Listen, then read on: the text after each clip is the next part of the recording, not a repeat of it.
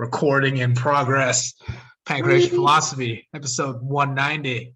What's up? We got returning guests. How are you, man? Izzy I T. am well. Izzy motherfucking T. The name that no one has ever called me except myself. Yes. Self-given nickname. The best. Hey, if you make enough, if you say it enough times, eventually it'll stick. But that's actually true, especially when you do social media stuff. So yeah, I think you answered on one of your latest like Q&As, but like what made you like decide like, all right, this is it, Izzy T, that's it. That's what I'm gonna go with. Yeah, so my actual full name is Israel Thomas. Yeah. And I was named after my dad, but he doesn't have a middle name.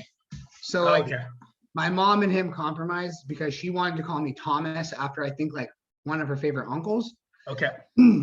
But he wanted to name me after him, so they just did that.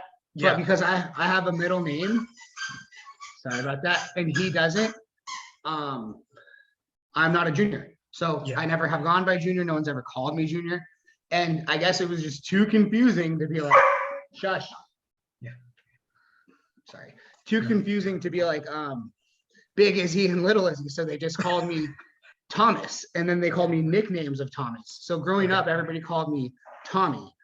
And then when I got to like 18, I was like, you know what? I think I'd rather just go by my real name. Like, especially because at that point I had like 10 plus years of teachers being like, Israel Narvez. I'm like, all right, well, if I have to go through that anyway, like let's just get anybody, just give me to call me the actual name. Yeah. So that took a while. Like even some of like my family and friends like still don't do it. They still just call me like Tommy. Yeah. Or it'll be like Israel, you know, something like that. But I guess to actually answer the question, Izzy T is because that distinguishes me from my dad since I have the T and he doesn't. Got it. Yeah. Yeah, no, because I remember, wasn't there like a powerlifting meet where you were introduced as like Israel Norchez or something like that? Some of them are so bad. One time they wrote, well, the one that they always want to do is like Navarez. Yeah. Okay, like I get it. That seems like it makes more sense. Because I kind of have like the Brett Favre thing going on. Yeah. Where it's like RV and people are like, that's not a sound. like there's no English, like white English words that are like RV. So they want to say Navarez or something. But some of them are like just like somebody called me at a meet Israel Narkahi. And then yes, I think actually at a grappling tournament that me and you did, they changed my name. They like combined our names or something. Yeah. And it was like they turned me into like Norchez or like Narcruz or something. Yeah. I can't really remember exactly what it was, but dude, the amount of times that my name is said wrong versus right is at least a 5-to-1 ratio. Oh no, for sure. I think I do remember that grappling tournament because I think they did some comment because I remember we signed up at the same time, or I think we put our names on the brackets, and for some reason my name was like peace signs or something. Like they announced it. Sounds like a prank call name. Like I'm looking for Mr. Peace Signs. There are peace signs in here. Yeah. And then I became North Cruise or something. I don't know. Who knows somehow. Yeah, because I do remember. Because I think the problem. I think we wrote down our names on a bracket.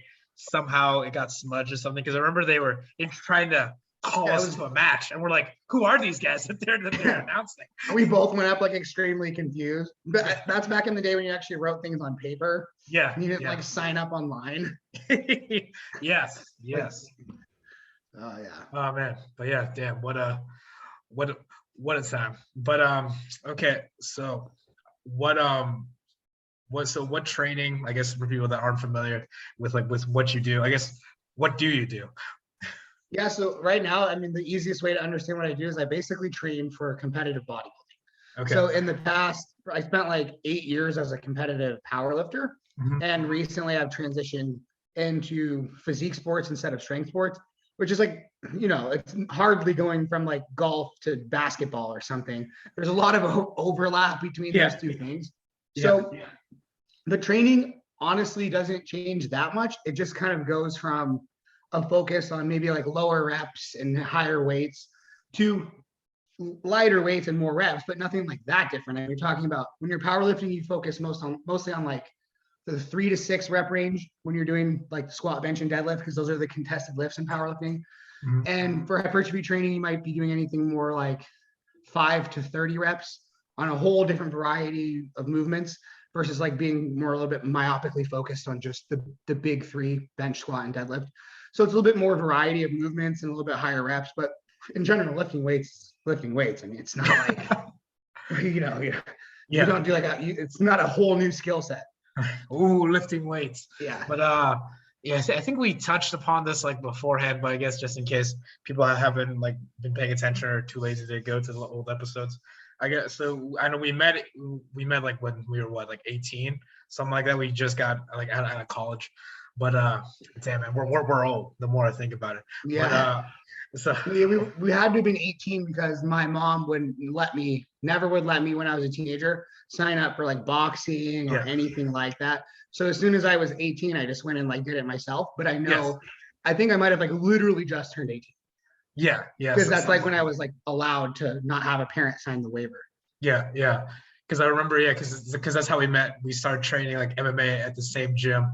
And then we found out we went to the same school after that. We actually met at like at the gym first. Yeah, we met at the gym first, and we found out we went to the same school, and we found out we lived like less than 5 minutes away from each other. Yeah. Small fucking world. Yeah, small world. In the mean streets of Bothell. Yes, exactly. the baddest dudes to come out of Bothell for sure. But yeah, so yeah, we started. That's how we met, and then you transitioned to lifting weights, and then I guess like from there, I guess like how has that journey like shifted like for you? Because it's been like over a decade now in terms of that. Oh yeah, that's a really tough question. I guess on the surface level, like the biggest thing is that when I started doing powerlifting, it was like I was completely natural athlete. So, no performance enhancing drugs were involved. And as I've stayed in the sport longer and longer, I've gotten more into the enhanced side of the sport. So using performance enhancing drugs. And that's kind of a different animal. It's kind of like, because the average enhanced competitor is going to have 50, 60 pounds of muscle on the average, like natural competitor. So when I competed in powerlifting, the weight classes that I competed in naturally was like 148, 165. I think maybe I did 181 once. And now, like, I couldn't even get to 181 unless I chopped off a leg or something. So like right now I'm 220. Okay. And when I do compete like on stage at a physique show, I'll probably be either a light heavyweight, which is from 177 to 198, or a heavyweight, which is anything over 198. Okay. It'll be real close though. Like if I'm a light heavyweight, it'll be like just making the class. Okay. So I guess a lot of it's just getting a lot bigger, and when you do that, the weights that you handle end up being a lot larger as well. Mm-hmm. And then you have to deal with the fucking side effects and BS that comes with drugs. Yeah. So I think because I think last time we talked, I don't think you were either you were just starting, or maybe I don't think you were like that far into being enhanced. Well, what was that? I think maybe just starting in the second one that we did. Yeah, I think so. Yeah, because it's only been like 3 years. Yeah, so I guess like what was the decision? Because I think you shared this one last time, because you were I think so, because I think we talked about you were just starting to get enhanced, and then you were like looking like ahead like towards it. But I guess what made you want to make that shift, and how has that shift been in those 3 years? Yeah, so I think in lifting culture, it's a really weird thing, right? Because there's very few other sports that are so clearly divided into like, these guys use drugs and these guys don't. Like every other sport's like, nobody uses drugs. Whoa, drugs? Yeah. Like, what do you mean? I ate tainted tacos. That's how the Diana ball got in my system. Yeah. Sign me up for those tacos. But, like what? Just vitamins. Say your prayers. That's what you get. But all of like, I guess. And it's really a new thing. Like historically, for like natural lifting and natural physique sports to be a big thing. So historically, it was just like there wasn't a separation. It was just everyone did drugs. Yeah. Because that wasn't even illegal, right? Like in the time Yeah. of Arnold, like you could go to the doctor and get a prescription for one or two or three things, and totally legal, and it was expected that everybody did it, and it was just like a secret that nobody talked about. Yeah. So the whole time coming up through the sport, those are the people that end up being like the heroes and the idols that you look up to. And then you come to find out that like, oh, okay, well, unless you go down this very like dark, seedy path, you're not even like the same type of organism as those people. Yeah. Because like, and the reality of the situation is like, when you're talking about the doses that competitive physique athletes and powerlifters take on the enhanced side, it's basically like having 20 to 30 times the amount of like anabolic hormones as a normal man. Yeah. There's a reason that you put on like 50 pounds of muscle. It's not like, so it's just like not the same thing. It's like comparing like a prepubescent female to like some 6'5" dude, that's in the NFL. It's like you're just different creatures. Yeah, exactly. So I guess I ultimately just kind of gave into the curiosity of wanting to know, like, well, if I was on equal footing with all these people that I look up to so much, what would I actually be able to do? And I think the thing that kept me from doing it for a long time was just the fear of not being able to do it safely and like taking a ton of time off of my life. Yeah. And I think as I researched it more and more and found out, more about safe use practices, how to mitigate things with medical testing, I was like, okay, well, I want to give this a try just because I've been doing this for 10 years now. Yeah. And I want to, like, before my body like it expires, the youth, before all the youth is spent, I just want to see what I can do. And so I think that's kind of the motivation, was essentially like curiosity was one part, but then also competitiveness. Because it was like, I want to see what I could do if I was on an even playing field with these guys. I don't want to wonder like, oh, how much of the drug is helping them versus how much is it helping me. So yeah, just a decent, healthy mix of curiosity and like kind of competitiveness to see like if I really could hang with some of these people. Got it. So now that you're, still doing it, and how has that, I guess, has that curiosity been like satiated, or like what were some things that you researched heavily before going in? So what were some things that went the way you expected, and then what were some things that that you didn't quite see coming or didn't quite turn out the way you thought it would? So I think one of the things that I learned is just because you're like a great responder to training naturally, you might be the kind of person that is great naturally, but then when you introduce some sort of performance enhancing drugs, it does almost nothing for you. Got it. And then there's other, it doesn't usually work that way. Like people who are hyper responders naturally tend to be like really good responders to performance enhancing drugs, but it's literally a different set of genes. So I think what I ended up finding out was, as like a natural trainee, I don't think that my genetics for that were anything particularly special. Like maybe, one standard deviation or so, like above the norm. Yeah. But then as I started using PEDs, it basically, something that I really didn't expect to have happen is that I'm a much better responder to this side of the game than the other one. So like I did one cycle and added like 25 pounds of muscle, which is like well above what most people get, where it's more like 10, sometimes 15. Or like I said, there's really unfortunate people that get like nothing. They get enhanced, and really it's like just enhanced. Yeah, and like, you actually like see this in like studies for weight training sometimes in general too, where they'll have like these people, they'll have a study of like 40 people, and 1 out of the 40 will have no hypertrophy from like a 12-week training program.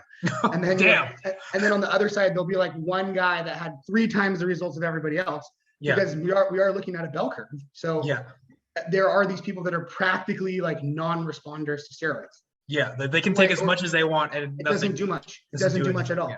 And then there's other people where like they're hyper responders. So I think, I don't know if I would like classify myself as a hyper responder, but I have like way above average response. Like higher than average. Okay. Way above average. Yeah, like maybe like 95 percentile. Oh wow. 95th percentile. So I'm like way up there. Like I'm the kind of person that gained 40 pounds of muscle in the first 2 years, and like knocking on like 50 in the 3rd year. So it's for me been sort of reinvigorating, because I'm like, oh, maybe I have like a little bit more competitive potential at this than I did at the stuff that I was doing. So for me, that's been like a lot of fun. And I think also just, it's always fun in some respects to be like a beginner again at something. Yeah. And so just there's just so much stuff that I had to learn. Like, so it's almost like there's so many things that I had that you hear like myths about that are just total bullshit. Got it. like people talking about like, oh, if you take this thing and this thing, you can just like eat pizza all day and stay shredded. No, not true. No, that's not like a real thing. Okay. So yeah, I think it just kind of gave me a framework to like detect BS a little bit better. Yeah. And but at the same time, it also like kind of enlightened me like, oh, this stuff works really well. Yeah. So like, yeah, for the average, even for like the average person, you know, like, this is why like Barry Bonds, Mark McGuire, Sammy Sosa, all of a sudden you take these guys with great players, but you sauce them up and now they're like breaking records. Yeah. Because they are super, super effective. Yes. So I don't know. I don't know if that's like a real succinct answer, but I guess just like I was able to start filtering what was myth and what was fact with some like real world experience. Yeah. You know, it's probably remind me of like let's say somebody's been watching the UFC for like 10 years. They've watched every single one. They've listened to all the commentary. So they have a mental framework in their head of how they think fighting works, right? Yeah, yeah. But then they get on like the mats for the first time. Yeah. And it starts being grounded. And they have to realize like this amazing mental framework that they built was like completely wrong here, completely wrong here. Yeah. You know, and so that's kind of what it was like. It was like I had been learning about this stuff for 10 years, but then when you get a little bit of practical experience, you see where like you're completely wrong, what was completely correct, and things that you didn't even know about. And so it'd be hard to like summarize it, but because it's just so much. Yes, it's a lot there. Okay. That's interesting though, that you know that there are, I think that's a thing that a lot of people don't think about, just how well their bodies respond, because it's not like it's a simple factor of X, like, oh, if you're this good, then you'll instantly get this good. There are some unfortunate people that it does nothing, but then there's also some people that does a lot for it. So that and to be fair, like for the average person right in the middle of that bell curve, it is going to make a huge difference. Like I like the analogy that some people have put forward where like, assuming that you can do this and get away with it, and like you're competing against people that can't get away with it, it could probably bump you one level. Yeah. So like if you're able to start at a high school level in a sport or something, and you can get away with PED use, that can bump you to like a college starter. If you're like capable of being an NFL player or NBA player without it, then maybe like you're like now a top 10 player in the league, or like you're an MVP kind of candidate or an all-star or something like that. Yeah. So it can bump you like one level in most cases. But then there's some people that are rare, that don't get anything. And there's some people that it bumps them 3 levels. Yeah. They were like a bad natural bodybuilder. They get on gear and they're literally now one of the top 10 guys in like the Olympia, which is the biggest bodybuilding contest. There's like one guy that's like that right now. His name's Nick Walker. You can look him up. He's like almost 300 pounds at 5'6". Oh, and if you look at his like photos as like a natural competitor in his like teens, you would never look at that guy and be like, he's going to finish top 5 in the Olympic. He's going to be one of the 4 best bodybuilders. You would never look at him and think that. But he was one of these people that got on and was just a hyper responder. And within like a couple of years, he was up 60, 70 pounds. I don't know if I lost you. I kind of lost you there, but I think it was just we were just talking about hyper responders like there. Yeah. So it cut out there for a second, but anyway, like Nick Walker, when he started cycling a couple of years later, he was up like 60, 70 pounds. And then he literally did last year, he won the Arnold Classic, which is like the second biggest bodybuilding show, and then placed top 5 at the Olympia, which is the biggest one. So, and that was a guy that was like, nobody would have thought, oh, he's a really amazing natural bodybuilder. So it can definitely be that way for sure. Got it. So now in your journey getting enhanced, and in terms of so now you're cycling through like the bullshit. What has been, I guess, some things that you were cautious about going in, and then what have you done like to mitigate those cautions? I mean, I think the biggest one is just like you're like worried about health in general, but you don't necessarily know what that means. Yeah. And like you just know that you just heard like, oh, it's bad for you, but how? Right. Yeah. So like there's like four main things. One would be neurotoxicity, so it's bad for the brain, and then kidney, liver, heart. So renal toxicity, cardiotoxicity, and those are the big ones that you have to look at. And so when you're talking about the liver, the main thing that's going to come into play is your blood pressure. A lot of steroids and just being big in general, like being heavy, can promote high blood pressure. But also steroids tend to promote things like water retention and mineral storage, glycogen retention. So you end up just holding more energy, substrate, and water all over your body, and that drives blood pressure.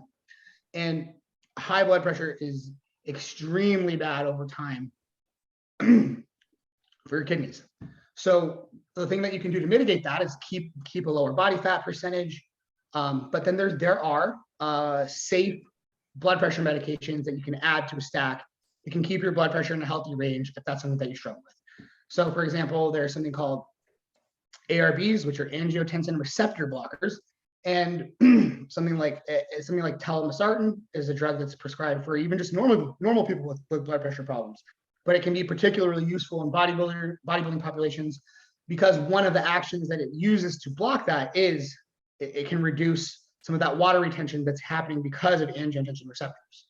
So it's just stuff you learn like that. Like at sometimes it does kind of feel like you're a fucking experiment where you're like, well, I'm taking this drug to counteract the stuff from this drug. But when you when you add it all up, it is necessary and important.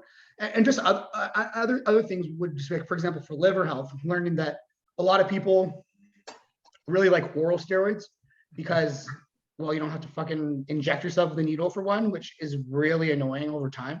Yeah. And the other thing is that they work really fast and tend to be really powerful. Huh. Okay. But they're super hard on your liver.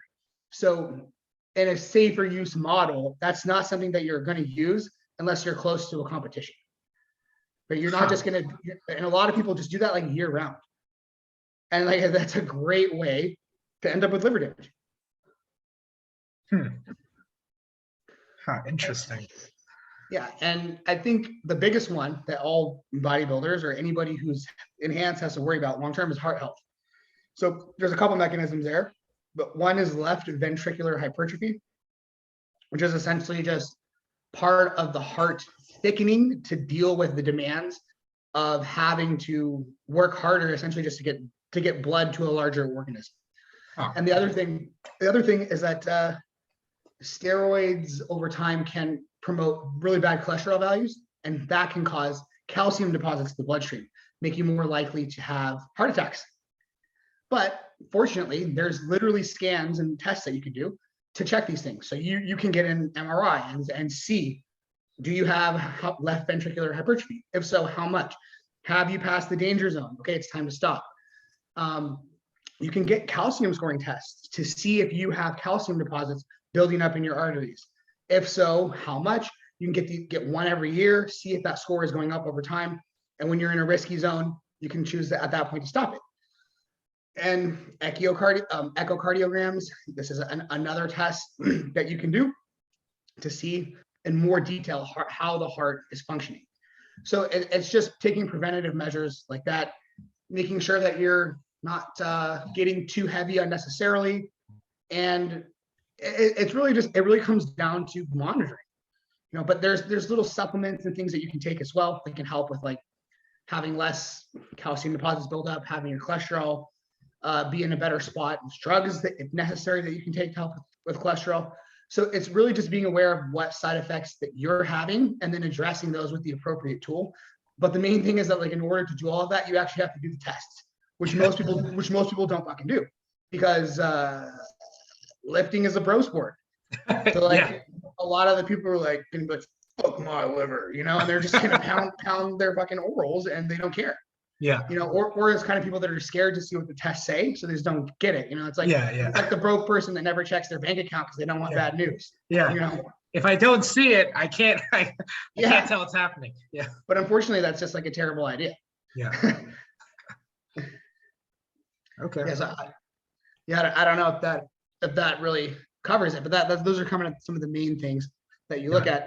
And then unfortunately with the brain aspect, with the neurotoxicity, there's pretty much nothing you can do other than try to pick the compounds that are the least neurotoxic, But even testosterone in its like natural form, when it's taken in super physiological doses, so like higher than what a human would naturally have, it becomes neurotoxic. So in the normal range, it's neuroprotective. In super high doses, it's neurotoxic. Now, some steroids are more neurotoxic than others, but all of them are neurotoxic when taken in doses that actually improve performance. Interesting. Okay. So to some extent, there's things that you can't do anything about. So when it's a neurotoxin, like what does that mean? Like I mean, it just sounds bad, but does that mean it destroys the brain? Or yeah, so it literally increases like the rate at which parts of the brain are going to erode, like the synapses in the brain erode, not be able to make connections as quickly or as easily. And over time, with certain steroids, you can even have plaque deposits, which have been linked to Alzheimer's. Okay. Not all of those cause that. That's a particular family called 19 Nors, which is DECA and Tren, which most people have heard of Tren just because it's like a popular word in like the fitness community, you know. But those are the ones that are like they don't even know any other story. They're like, he's on Tren. Like, yeah, it's like a catch-all word. Yeah, exactly. So those are particularly neurotoxic. So and those are the ones that can potentially cause plaque deposits. But any neurotoxic in general just means it's bad for brain health. Bad for brain health. There's numerous mechanisms, but bad for brain health, and really nothing that you can do about that part. Nothing. Nothing. Yeah, it's just you just added more neurotoxins into your system. Exactly. Yeah. So I guess knowing that, that's got to be worrying thing. So because there's no like like a neuro antitoxin or anything, or like what do you do knowing this, like do you do anything for brain health, or any concerns about like brain health? I don't think there's a lot of things that you can do other than maximize like lifestyle factors that would apply to basically anybody, right? Like, and this is stuff that bodybuilders, the good ones, do a good job of, which is eating a healthy diet, getting enough sleep every day, because I mean those are things that are going to promote your best training anyway. Keeping stress levels as low as possible. Mm-hmm. But it's just like if you are going to engage in an activity that increases your risk for some sort of particular malady, disease, whatever, it would probably be wise to not start stacking things. You know what I mean? Like, so, like you could be the average person that gets away with drinking a lot throughout their life, but if the rest of your lifestyle is pretty healthy, if you have good genetics, maybe it won't really catch up to you for a long time. Yeah. So if you are using PEDs, you probably don't also want to be like, slamming monsters and getting 3 hours of sleep as you stay up super late to meet deadlines, and you work as like an investment banker 100 hours a week. You probably don't want to be stacking the risk factors. So I think that's just sort of the best thing that you can do, is outside of this super unhealthy endeavor that you've chosen to take on as a competitive thing, you need to be as healthy as possible. Got it. And that's like the best that you can do, which unfortunately, like in all competitive sports, isn't always the case, because you have issues with people like having injuries and then getting addicted to pain pills, or like there's just a lot of things that go on. But the best that you can do, in my opinion, is just really maximize your lifestyle outside of that, which most athletes that are serious do anyway. Got it. Yeah, because it's a factor that's going to be there. It's already like a negative factor since you're prescribing to it. Yeah. Okay. So I guess So I guess in terms of like this part of your journey, did you see yourself, I guess, like when you began like, lifting weights, did you see yourself like getting to this point?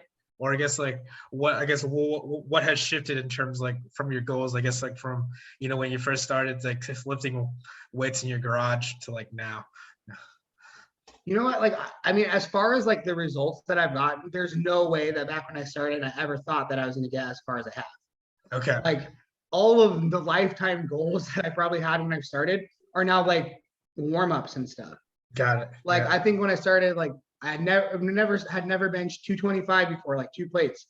Yeah. And then I, did that maybe after 6 to 9 months or something. So that was really cool. And then I'm probably set a new goal for like 3 plates.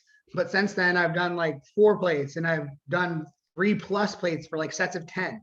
So it's like, I'm like way past anything that I thought I was going to do. Yeah. Like I've squatted 600 per reps, deadlifted 600 per reps, things like that, that probably would have been like lifetime goals for one or even like less when I started. So I don't think I had any idea what I was really getting into. And it was probably also pretty naive about what you could do like naturally at that point, because I don't even know if I had like a distinction. I don't know if I really thought like, oh, I don't even know if I even considered that all these people were on drugs. I think it was just like we're all on a level playing field. Yeah. And it's like I didn't even know about it. Yeah. Yeah. So I'm there might have been some like naive delusion in there as well, where I thought, oh, I'm gonna be just as good as those people, because why not? I didn't really know that what else went into what other factors were at play. Yeah. So I guess so now that you've that you made the jump to being enhanced, I guess is there a part of you that wishes that you'd done it sooner, or how do you feel about that? No, I don't think so. I mean, I guess it would be interesting to like go back in time and see what that looks like. But I think at this point, like on a completely separate point, like I'm at the point in my life where I'm old enough where I'm like, oh, I don't really want to like, if I redid things, everything would end up so different that I have no idea. Yeah. Right. Yeah. Like I like the way that life has managed to work out for me. Like I'm in a happy place. I love my routine. I love my people and the stuff that I get to do every day. So I'm like, well, if I went back and changed that, where would I fucking end up? Yeah, you would end up in a totally different place. Yeah. Yeah, like I don't know if I'd be as financially successful or like as happy. So for me, it's hard to be like to forget about all that stuff and be like, oh yeah, let me just start sooner, because it would have just changed my whole life. But I guess, from a more like theoretical standpoint, like if I could keep everything else the same, then it would have probably been better to start sooner. Yeah, because you're more resilient to like the negative health impacts of all of this in your 20s than you are in your 30s.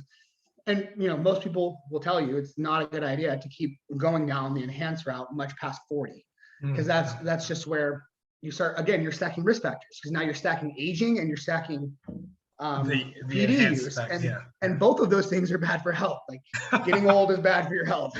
Yes. So so I mean, you only have so much youth and so much health to spend. So maybe it would have been easier to go farther if I had started sooner. But then at the same time, it's hard to regret having 10 years of experience before I even started being enhanced, because it gave me a framework and a perspective to be realistic and not do stupid things with my health, which I think, if you gave the 23-year-old me a bunch of drugs, I probably could have ended up really abusing them, just because not having just thinking that, oh, the reason I'm not at these guys' level is because I just need to do more. And a lot of people fall into that trap, and that doesn't work like that. Like you can't just like keep taking more and getting better results. You can keep taking more and keep getting more side effects, but like you don't just keep getting more and more results. So it's hard to regret anything too much. I feel like it's kind of like it makes you like kind of arrogant or like ungrateful. You're like, I want to like redo my life because I could definitely do it better. Like, could you though? Could you? Yeah. It's the old like time machine thing. Like, oh, if you had time machine, could go back and change like one thing. It's like, well, that's the thing. It's not just gonna be one thing. It's gonna be like a lot of things, a lot of factors that can change. No idea, right? It's so like success in anything is so tenuous. It can be like one conversation that made the difference, or like one decision. So I'm happy with the way things are. Yeah, with the way things turned out. Yeah. Yeah. Okay. And let's see. So now into like physique, like bodybuilding. What's the next like competition for you? So right now, I mean, I'm looking at competing sometime in 2023, most likely, and that's simply because just from like the periodization aspect, I want to complete like one more like bulking or massing phase, which is basically just where like you're gaining weight, trying to gain muscle. And then I'm a little bit in limbo right now in Boston. My lease ends sometime in winter, and I'm not 100% sure where I'm going to be, just because it comes down to like what opportunities are going to be available in like certain family situations. So I'm just waiting to hear where that is. I would like to stay, actually kind of like it here, but I need to know where I'm going to be before I can commit to like a competitive schedule, because like I don't want to be traveling across the country again while I'm doing a contest prep. That's like a disaster. Yeah. So I figure like I'll get that news sometime in winter, and by winter I'll have completed that massing bulking phase. And then basically as soon as I get the logistics solved, I'll pick a date and the place that I'm going to be and start the contest prep diet to getting down to show leanness basically from there. So early 2023, most likely. Got it. Just due to timing and some other life factors that's happening. Yeah, Okay. exactly. Okay. On well, I know because I follow you on Instagram, you got all these like Q&A sessions. I guess like what prompted that? Because I know you had been doing like YouTube content, and then you stopped, and now you're starting like what's the what's the topic? So yeah, the Q&As are just like purely for entertainment. So like I know you're laughing because like the content on there sometimes has nothing to do with like lifting. Like it's like sometimes it's just like somebody asking me a question and I'm like, here's a picture of my puppy. Oh, here's two sentences to answer your question too, though. Yeah. So like, well, actually that's like 50% of it. But people ask me about like dating and like I noticed that like the past like couple questions have been a lot about, worst rejection or what was I know. I knew as soon as like I answered two of those that I was like that they were gonna like start flooding in, and people were gonna be like, what's your favorite pickup line? Yeah. And then I'd be like, well, my favorite pickup line is hi, I'm Izzy. And then some guy named Brian goes up to people, hi, I'm Izzy, like the hi, I'm Izzy pickup line. But I fucking hate talking about that stuff because like it gets into like the pickup arts community, and that's like a group of super weird people. Yeah, I think you mentioned that's how you get instantly canceled nowadays. Yeah, exactly. Yeah, like I can hear them canceling us as we talk about. Like some of the stories I have from like my exposure to that community are just gonna have to like die with me. Yeah, because keep that in the grave. I think people would be like offended at some of the shit that like actually happens and works, because like you just don't want it to be true. Yeah. But it is. Yeah. And but yeah, the question is, I don't know. I just saw some other people that I like doing the Q&As, and for me it's just like fun. So like YouTube became a real big chore. It just became a real big chore, like making like these 30-minute like lectures they were like lectures too. Like most of the videos that I do would have like, I could make a table of contents for it and like timestamps for all the different topics, and it would like lay something out in a complex way. And I don't know, like that to me is like a lot of work. So unless I'm converting that into a lot of money, which I never did, like I converted it into like enough of an income to live and have like location independence at one point in my life. But now the things that I do are much more lucrative than that. So it's like, why am I going to go back to that when people think that like you get paid a lot from YouTube? And maybe if you have like 4 million subscribers, like maybe if you're Joe Rogan, then like you can do really well. But I'm not Joe Rogan, and my biggest videos I ever did got a couple 100,000 views. And just to put into perspective for people, I never got more than about like $1 per 1,000 to 2,000 views. So if you make a video, like it's a 30-minute video, you spend 6 to 8 hours editing and shooting it and making all the content, and it gets 40,000 views in its lifetime. Well, that's $40. Yeah, $40. Yeah. So all the revenue that's generating really comes from like selling ebooks, and the biggest thing was that I turned it into coaching clients.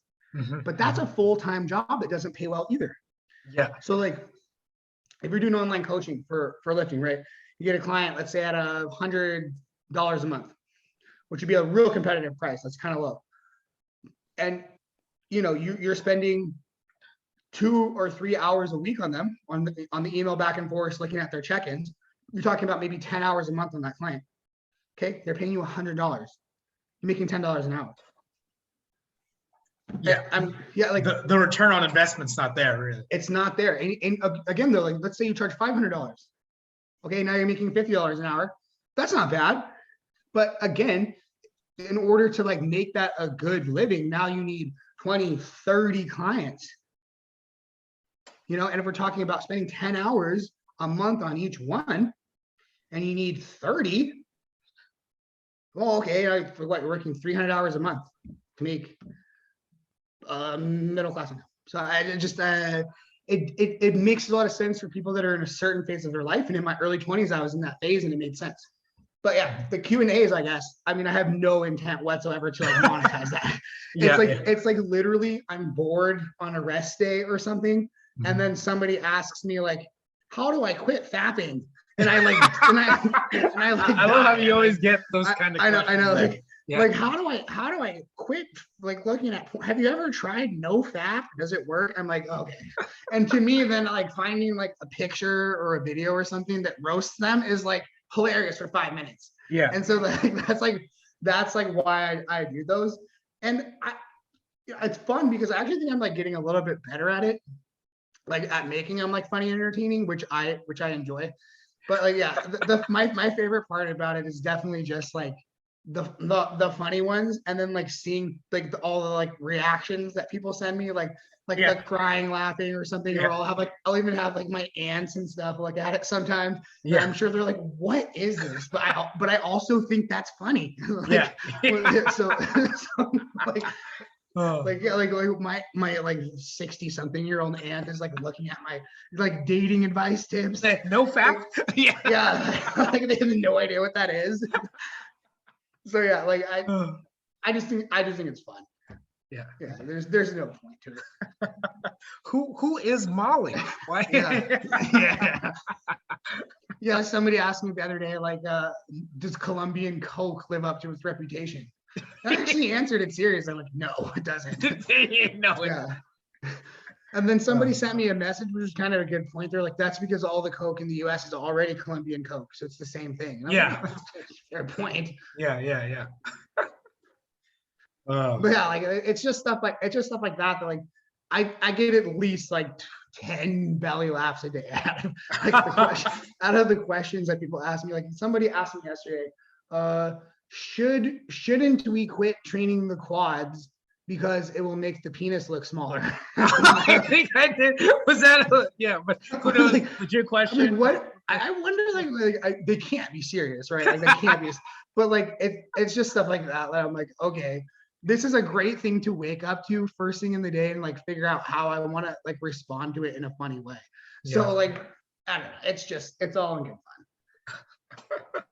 Yeah. Oh no, for sure. I know for me, I get like a lot of entertainment just seeing it. Yeah, as well, especially because it's funny. Sometimes people will ask like questions about your routine or lifting. I'm like, whatever, next one. No fat. Or it's like exactly. Lines, huh?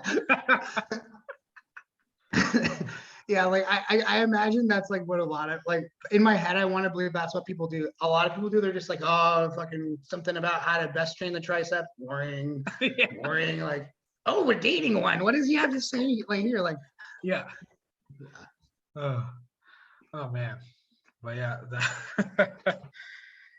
that's been it's been entertaining. But okay, so yeah, that's pretty much. But yeah, pretty much in a succinct answer, there's like in terms of using YouTube or other like kind of social media, I mean there is a way to monetize it, but not enough in a way to give you like sustainable kind of income with the numbers that you had.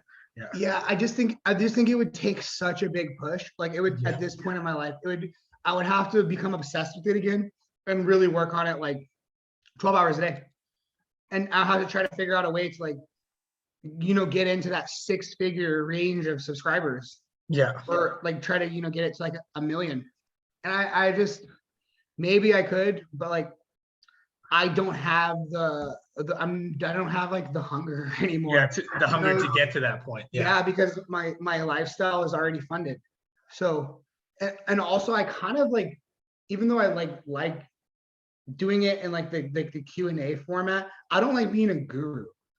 I think it's really fun to just like share advice on like a peer-to-peer level, but I don't want people. I never want to be in that position again where it's like, well, what do you think about this, guru? Give us the training guru advice. Like, I way much prefer it to just be like, I don't really know everything. I'm not even sure about the stuff that I do know at this point. But like in my experience, this is what works. Like you can try it and see if it works. But I don't want to be Professor Izzy T, the powerlifting coach. Like it's not fun for me. So I don't know if there was like some way to basically like take what I'm doing in the Q&As and turn that into like a YouTube channel. I would fucking love that. Like Yeah. somebody just follows me with the camera or something and I just like say stupid shit and get paid. Yeah. Who does- Yeah. Like if I could reach the level of like comedic entertainment to be able to do that, yeah, sign me up right now. But I don't know if I'm that funny. Well, I know I'm not actually. So yeah. Okay. Well, I think that covers pretty much all we want to talk about. Was there anything you wanted to say before we disconnect? I don't know, man. I'm just, not really. Definitely good to see you and have a talk though. Yeah, for sure. Yeah, man. Yeah, it's good to catch up. Good to see that you're doing well and that you're hey man, it's been it's but as you said about the journey, it hasn't been, really. I mean, who knew that we would end up at this point, but yeah, here we are. Back in 2009 when we were doing masterminds, reading self-help books in a circle. Power of now. Not a bad the book, Alpha though. Zone. Yeah. Just a whole bunch of inside jokes that people don't know. But definitely, from masterminds, doing to lifting in the garage, and then of course rolling really hard with people that really should not have been. No, yeah. Like, oh, you've never like wrestled or grappled before. Let's teach you how to do key logs and kimuras and shit. Here's a triangle. They're like, what? Yeah. I know. Looking back, I was like, wow, yeah, that we definitely should not have done it. Oh well, we did anyway. Yeah. That was a lot of fun. Yeah. I mean, but that's what 18-year-olds will do. They won't think about the consequences of those. That's what I did. Like I spent every single dollar that I had on lifting equipment and mats. Yeah. I literally my life savings of thousands of dollars that went into mats and lifting equipment. Yes. No, I remember that. No regrets. I was like, you put this all in your garage? I'm like, awesome. Yeah, exactly. It wasn't like, wait, you should probably consider getting some better financial advice. It was like, oh, sweet. Let's do it. Yeah, exactly. Yeah, it's like, with the knowledge looking back now, like, oh yeah, probably not, but oh well, it was fun. Yeah. It was fun while it lasted. Yeah, good times. All right, man. Well, it's been Izzy T. I guess do you want to pump up your social media if you wanted to? Yeah. If anybody's interested in following me on social media, pretty much the only place I'm active right now is on Instagram, and it's just at Izzy Narvaez, IZZY NARVAEZ. If you need some information about how to quit fapping, or if you want to look at my cute puppy pics, or you need financial advice, stock picking. I mean, we do it all. Man. So it's all there. It's all there for you. Get a squat rack. All the knowledge you'll ever need for a great life. Yeah, vital information for sure. Yeah. All right, that's been Izzy. All right, bye everybody.